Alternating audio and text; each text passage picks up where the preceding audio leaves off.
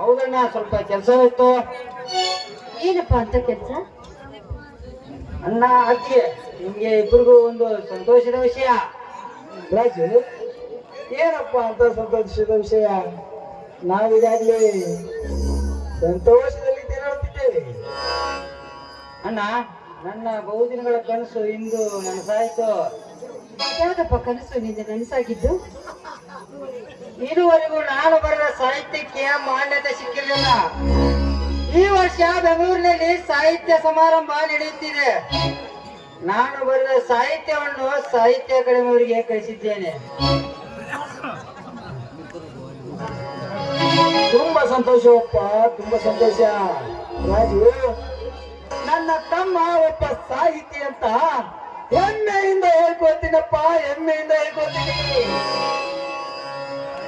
ಸಾಹಿತ್ಯ ರಚಿಸ್ತೀನಿ ಅನ್ನೋ ಯುವಕರಿಗೆ ಮನೆ ಬಿಟ್ಟು ತೊಲಗು ಅನ್ನುವ ಅಪ್ಪಂದಿರುವ ಇರೋ ಈ ಸಮಾಜದಲ್ಲಿ ನಿಮ್ಮಂತ ಅಣ್ಣ ಅತ್ತಿಗೆ ಪಡೆದ ನಾನೇ ಧನ್ಯ. ರಾಜು ಅಂತ ದೊಡ್ಡ ಮಾತು ಯಾಕಂತೀಯಪ್ಪ? ನೋಡು, ಸಣ್ಣವರು ಸಾಧನೆ ಮಾಡಿದಾಗ ದೊಡ್ಡವರು ಅದನ್ನು ಗೌರವಿಸಲೇಬೇಕು. ಬೆಳೆಯುವ ಸಿರಿಯನ್ನು ಮೊಳಕೆಯಲ್ಲಿ ನೋಡಿ ನಮ್ಮ ಹಿರಿಯರ ಗಾದೆ ಮಾತೇ ಇದೆಯಪ್ಪ. ನೋಡು, ಈ ನಮ್ಮ ನಾಡು, ನುಡಿ, ಕಲೆ, ಸಂಸ್ಕೃತಿ, ಸಂಪ್ರದಾಯವನ್ನು ಉಳಿಸಿ ಬೆಳೆಸುವುದು ಪ್ರತಿಯೊಬ್ಬರ ಕರ್ತವ್ಯ ರಾಜು, ಕರ್ತವ್ಯ. ಹಾ ಹಾ, ಸಾಕು ಸಾಕು, ಹೀಗೆ ಮಾತಾಡ್ತಾ ನಿಂತಿದ್ರು.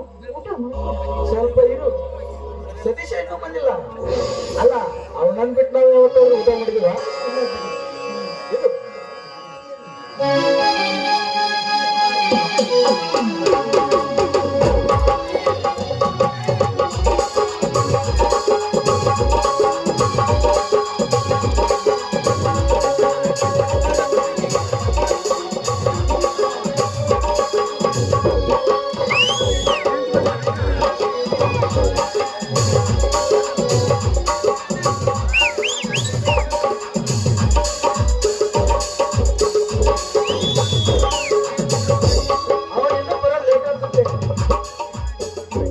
ನಾಲ್ರಿ ಯಾಕೆ ಇಷ್ಟು ಇದು ಮಾಡ್ತಾ ಇದ್ದೀರಾ? ಬೆಳ್ಳಿನ ಬಂದೇ ಬರ್ತದೆ.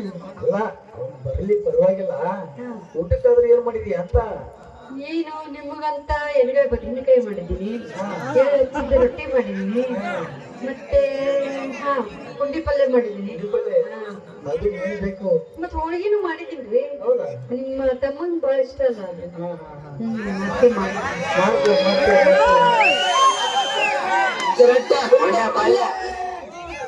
ಅಣ್ಣ, ಅತ್ತಿಗೆ ಆಶೀರ್ವಾದ ಮಾಡಿ. ಸತೀಶ, ಸತೀಶ, ಇವಳು ಯಾರಪ್ಪ? ಇವಳು ನನ್ನ ಹೆಂಡತಿ ಕಾವೇರಿ ಅಂತ. ಸತೀಶ, ಏನ್ ಹೇಳ್ತಾ ಇದೀಯ ನೀನು? ಏನ್ ಹೇಳ್ತಾ ಇದೀಯ? ಏನಲ್ಲ, ಯಾರು ಮಾಡದ ತಪ್ಪೇನು ಮಾಡಿಲ್ವಲ್ಲ, ನನಗೆ ಇಷ್ಟು ಸ್ವತಂತ್ರವಿಲ್ವಾ? ಚಿಕ್ಕಂದಿನಿಂದಲೂ ನಿನ್ನನ್ನು ಸಾಕಿ ಸಲಹಿ ಬೆಳೆಸಿದ ನಮಗೆ ಒಂದು ಮಾತನ್ನು ಹೇಳಿದೆ. ಮದುವೆಯಾಗಲು ಮನಸ್ಸಾಗಲು ಹೇಗೆ ಬಂತು ನಿನಗೆ? ಹೇಳು ಸತೀಶ, ಹೇಳು. ಗಂಗ, ನೋಡಿದೀಯಾ ನಮ್ಮ ಜೀವನದ ದಾರಿಯನ್ನು? ನೋಡಿದಿರಲ್ಲ ನೀನು, ನನ್ನ ತಮ್ಮಂದಿರು ನನ್ನ ಮಕ್ಕಳಿದ್ದ ಹಾಗೆ ಅಂತ ಅಂದ್ರೆ, ಈಗ ಏನ್ ಮಾಡಿದ್ದಾರೆ ನೋಡಿ ನಿಮ್ಮ ತಮ್ಮ. ಒಳ್ಳೆಯ ತಂದೆ ತಾಯಿ ಹೊಟ್ಟೆಯಲ್ಲಿ ಹುಟ್ಟಬೇಕಾದ್ರೂ ಪುಣ್ಯ ಮಾಡಿರ್ಬೇಕು ಗಂಗ, ಪುಣ್ಯ ಮಾಡಿರ್ಬೇಕು. ಹಾಗೆ ಒಳ್ಳೆ ಮಕ್ಕಳನ್ನು ಪಡೆಯಬೇಕಾದರೂ ಪುಣ್ಯ ಮಾಡಿರ್ಬೇಕು ಗಂಗ, ಪುಣ್ಯ ಮಾಡಿರ್ಬೇಕು. ನೋಡು, ಇವರಪ್ಪನಿಗೂ ನಮಗೂ ಮೊದಲೇ ಆಗಿ ಬರಲ್ಲ. ಮೇಲಾಗಿ ಇವರು ಶ್ರೀಮಂತರು ಗಂಗ, ಶ್ರೀಮಂತರು. ನೋಡಿ, ನೀವು ತಪ್ಪಾಗಿ ಭಾವಿಸ್ಬೇಡಿ. ನಾನು ನನ್ನ ಶ್ರೀಮಂತಿಕೆಯನ್ನು ಬಿಟ್ಟು ಇವರೇ ನನ್ನ ಜೀವ ಅಂತ ಇವ್ರ ಹಿಂದೆ ತಂದಿದ್ದೀನಿ. ಆಗಿದ್ದು ಆಗೋಯ್ತು, ಮತ್ತೆ ಅದು ಆಗೋದಿಲ್ಲ ಅಂತ ನಂಬಿದವಳು ನಾನು. ಕಾವೇರಿ, ಬಾರದು ಬಪ್ಪದು ಬಪ್ಪದು ತಪ್ಪದು. ನೋಡ್ ಕಾವೇರಿ, ಒಡಲ ಕನ್ನಡಿಯನ್ನು ಮತ್ತೆ ಜೋಡಿಸಿ ಸರಿ ಮಾಡಿದ ಉದಾಹರಣೆ ಇತಿಹಾಸದಲ್ಲೇ ಇಲ್ಲ ಕಾವೇರಿ, ಇತಿಹಾಸದಲ್ಲೇ ಇಲ್ಲ. ಇದು ನಿನಗಿಂತಲೂ ನನಗೆ ತುಂಬಾ ಚೆನ್ನಾಗಿ ಗೊತ್ತು ಗದಾ.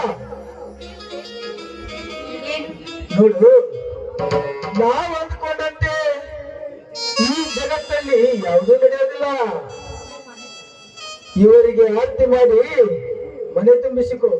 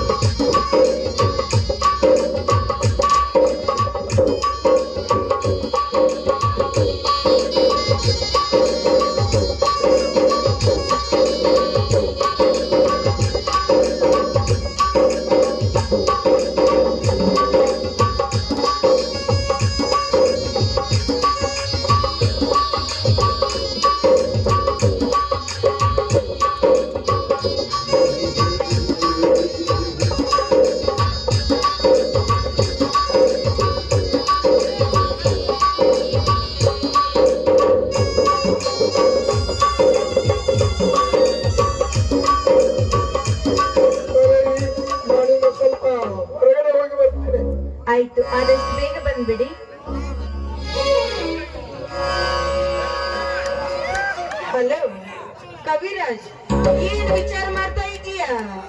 ನಾನ್ ಯಾಕೆ ಈ ಮನೆ ಕಾಲಿಟ್ಟಿದ್ದೀನಿ ಗೊತ್ತಾ? ಈ ನಿನ್ನ ಸಂಸಾರನ ಹಾಳು ಮಾಡಿ ನಿನ್ನ ವಿರುದ್ಧವಾಗಿ ಸೇಡು ತೀರಿಸಿಕೊಳ್ಳದೆ ಈ ಕಾವೇರಿ ಆಸೆ ಮೊದಲು ಆರಂಭವಾಗುವುದೇ ನಿನ್ನ ಅಧ್ಯಾಯ. ಸ್ವಲ್ಪ ವಿಚಾರ ಮಾಡು. ಎಚ್ಚರ, ಅದು ವೀರಭದ್ರನ ತಮ್ಮನಿಗೆ.